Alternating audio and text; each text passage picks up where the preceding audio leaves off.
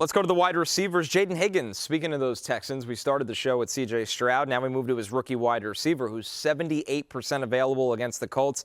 The good news here, Jay, 9 targets in Week 12. Jayden Higgins officially involved and legit red zone ability with his size. Absolutely, and it's not like he was doing nothing prior to that. He had the 7 targets against the Titans and the Jags as well. He's gotten into the end zone 2 of the past 3 weeks. So, yeah, he's a big part of this offense. We'll see if he is a Davis Mills merchant. I don't think he will be. I think Stroud will help everyone.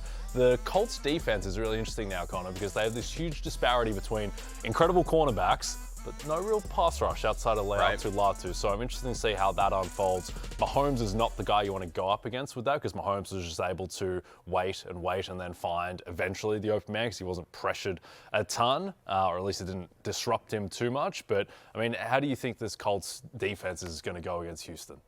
I mean, I don't love it just because – now, it depends on – how far along is Stroud, right, in this scenario, where you look at it and go, okay, hasn't played in a couple weeks. He was playing well. Massive game. I'm worried that the game is a rock fight.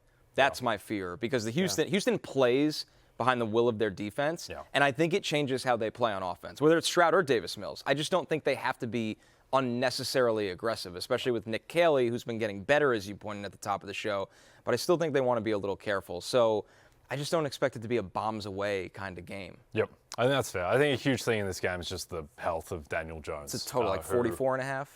Total's 44 and a half. I might lean under. Yeah, I would too. And that's not a big number. Yeah, Jones was not right. As we talked about yesterday, he was not right. He's throwing off his back foot. He's not stepping into his throws. Also, he has a fibula. Like, what does that mean? Like, I don't want to brag, but I have a fibula. You do too. We don't put you on the injury report yesterday. He kept on me like, he has a fibula. That's all I'm going to say. He's going to play. It's like, all right, well, he couldn't step into his throws. He got the fibula off of a bye week, and he wasn't on the injury report on the Wednesday, and then he pops up on the Thursday. Like, what happened? How do you do your fibula on a Thursday practice? Did someone tackle him low and break his leg? Just a bad collision. I just like you saying he got the fibula off of a bye week. Like the bye week is like Timu or something. Like he got the fibula. He came back. Yeah, exactly. Came back with a new fibula from the got it off bye week. eBay. He came back with a fibula. I need my quarterback right. I want my quarterback healthy. Because an injured Daniel Jones was not pretty against the Chiefs. For people that are unfamiliar with Jayden Higgins' game, because Houston's not a big. I know it seems weird to say, but I feel like they don't get a lot of national TV time. The Texans are. They are a huge market, obviously, but. Talk to me a little bit about Jayden Higgins, and so because I don't think this is fluky. No, Connor. He's very good. Yeah, Higgins is a good athlete. He's got great size. It's kind of like they wanted another version of like a little bit watered down Nico Collins. Yeah, right. A big perimeter guy that is a big catch radius. He can be a possession guy. They love his size in the red zone, and that's why they took Jalen Noel as well, who's the opposite. That small slot, kind of short area quickness guy. So. It is weird because like Higgins and Collins have similar skill sets that you think might kind of eat into each other's targets a little bit, but I like the talent a lot. Real lot. And if they want to just open up the offense, I mean, like again, they're not getting a lot from Christian Kirk as well, and since the injury to Tank Dell and Stephon Diggs, like they haven't had a guy other than Nico Collins that they can sort of take some attention away. So it's nice to see Higgins sort of emerge here over the last couple of weeks here. Next on our list is Christian Watson, guys. Yeah, the big play merchant. Yeah, and I don't know what, I'm amazed that he's still available in 52% of leagues, 33% target share last week. His target share has increased 3 straight games. The argument against Watson has always been, can he stay healthy? It's never been about the talent, never been about the role. Just, when you're drafting in the preseason, well, the guy's always hurt. He was hurt at the beginning of the year. He always gets hurt. But he's healthy now, and we don't know how long it's going to last. But I like this matchup against Detroit. This should be a very high-scoring game. Yeah, I remember the back half of Christian Watson's rookie season where he's playing with Aaron Rodgers. It's like, this guy looks like he's going to be a top 10 receiver in the league. Like, Rodgers had immense trust in him down the road. Aaron Rodgers doesn't trust anyone. And he trusts a rookie wide receiver, and he was peppering him with targets. And since then, just been so interrupted by injuries. But I think he is the most talented until Matthew Golden. We'll see what happens with him. He's more talented than him. Okay. So Bigger, Christian Watson's- faster. Yep. Matthew Golden, I get it. He went in the first round, but Christian Watson, one of the freakiest prospects. Yep. But like you guys keep hinting, he's just always banged up. Yeah, he's got the combination of elite speed, down the field threat, and then also contested catch ability, Right. which we saw in the end zone against the Giants 2 weeks ago. And I do think it is a favorable matchup because this Lions defense, I have no idea what this Lions defense is. Statistically on the season, it's fine, but they get absolutely torched by Jameis Winston with no Malik Neighbors. Like, well, how does that happen? The cornerback situation is very dire for Detroit. They do have a good run defense, so expect this is going to be a pass funnel type of game. My man Jordan Love can ball out in front of America on Thanksgiving. There you go. It's a good time to remind everybody, too, not for this game, which is why Watson should be starting for you in this game, but I'd start stashing Jayden Reed if he's out there for you. Good A lot call. of people dropped him after he got hurt. I think he'll be the #1 wide receiver for this team with some good matchups down the stretch. Yeah, Jayden Reed. Jay, this is a question for you from high in the country. Christian Watson or your man Alec Pierce, half-point PPR. Yeah, it's funny because I think these two receivers might be the closest kind of prototypes of each Yeah. other in the whole league. Like, they basically are versions of the same thing. I might lean Christian Watson because of the matchup against Detroit. I think he might have the high agree. ceiling. Alec Pierce going up against, Alec Pierce is a wide receiver one on that team. He's going to get Derek Stingley and the Texans pass rush. And also just the Jones health situation scares me. So reluctantly going to abandon the show's patron saint, Alec Pierce, and go with Christian Watson. All right, our next wide receiver, Matthew, I know this makes you happy. Parker Washington, 60% available.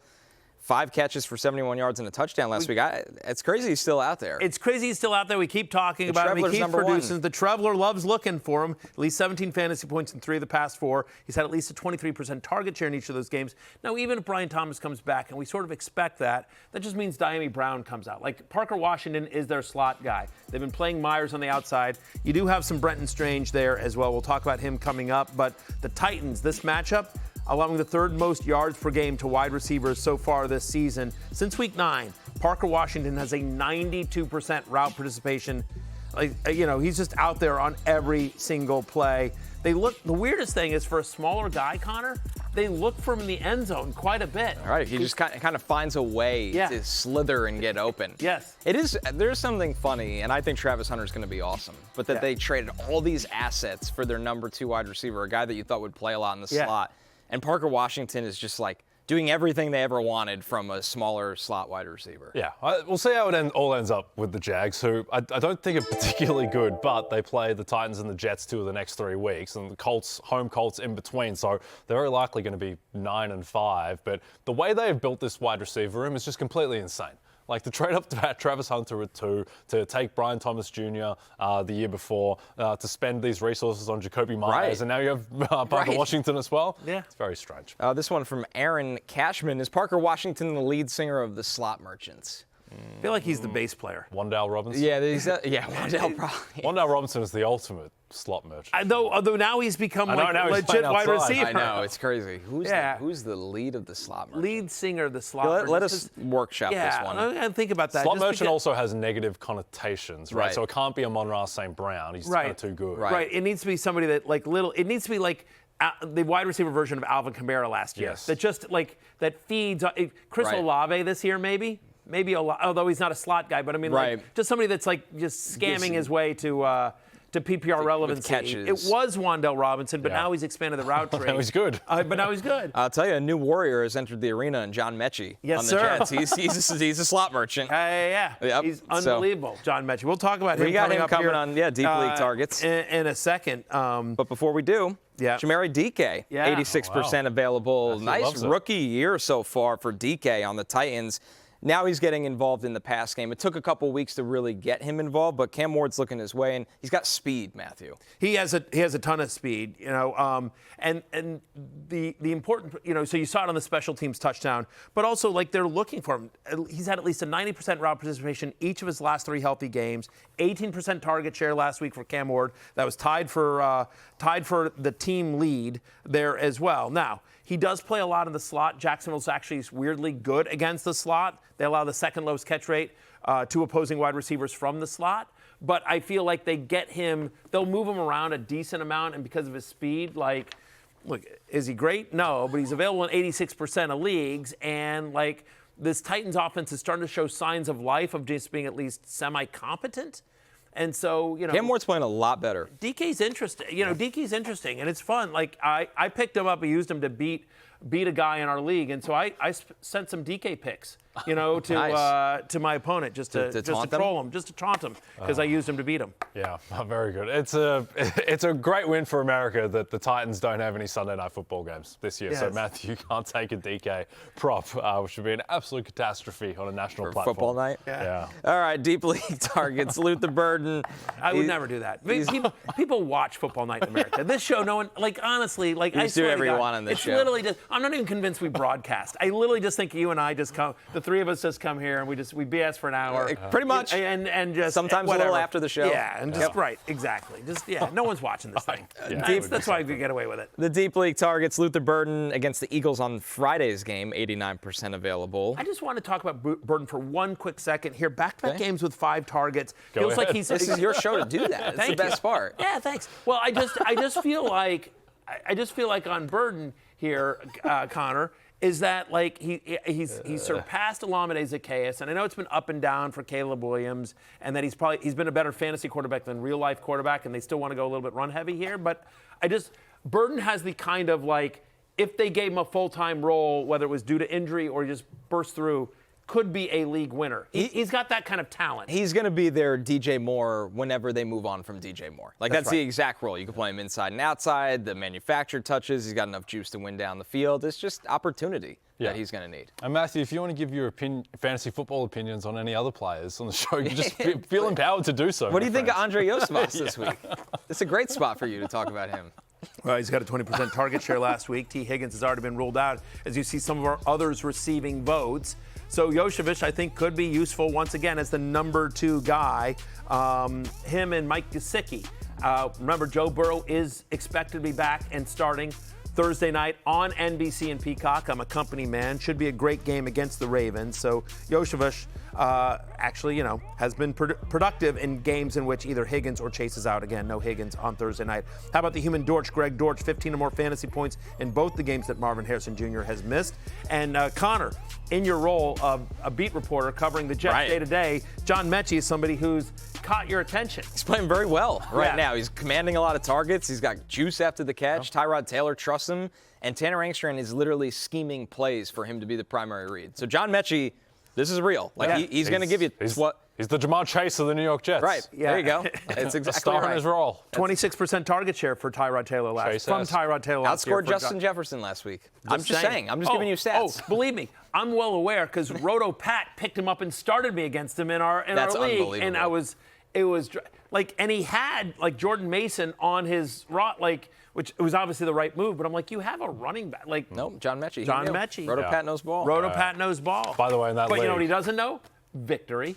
Because that's right. Put down Roto Pat. We'll talk about that next segment. Yeah. By the way, in that league, I know backup producer Peter's tomorrow, but I beat him by 100 points. 100 points. I saw that. It's pretty rare margin of victory. Yes. In fantasy. It was. His grapes got slapped. Yeah, they got slapped. He does a lot of chatting in the guillotine chat, but not much chatting in the regular league chat. Yeah. Pete picks his spots. He's an ultimate cherry picker when it comes to fantasy. Cherry picking trash talk. He will receive his comeuppance tomorrow when he produces the show. Yeah, good luck. Hey, it's Matthew Berry from NBCSports.com and RotoWorld.com, and I want to thank you so much for watching whatever it is you just watched, or if nothing else, being too lazy to click out of the autoplay after this video started, after whatever it is you actually wanted to watch finished. But now that you're here, I'd like to take a moment here to ask you respectfully now, okay? I'm asking you respectfully to subscribe to the NFL on NBC YouTube channel. You'll get the latest Roto World fantasy news headlines, all sorts of great shows, including my own Fantasy Football Happy Hour. So go subscribe now. Again, I'm asking respectfully.